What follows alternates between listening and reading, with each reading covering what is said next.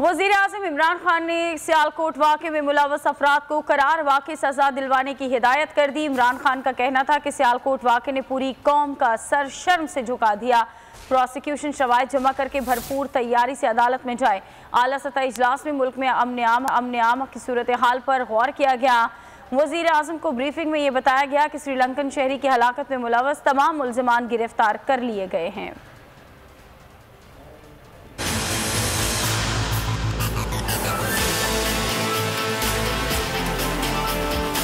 सियालकोट वाक़े के जिम्मेदार रियायत के मुस्तहिक नहीं, करार वाकई सजा दिलवाई जाए। वज़ीर आज़म ने मुताल्लिका हुक्काम को हिदायत कर दी। इमरान खान की ज़ेर सदारत आला सतह इजलास मुल्क की मजमूई अमन आमा की सूरत हाल का जायजा लिया गया। वज़ीर आज़म को सियालकोट वाक़े और मुल्ज़िमान के खिलाफ कार्रवाइयों पर ब्रीफिंग दी गई।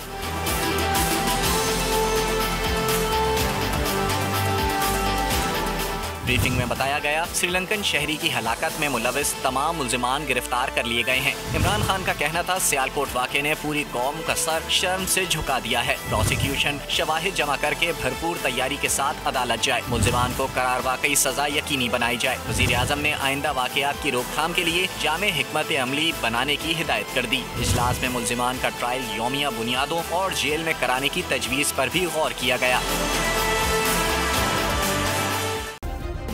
सब्सक्राइब करें और बेल दबाएं ताकि कोई खबर रह न जाए।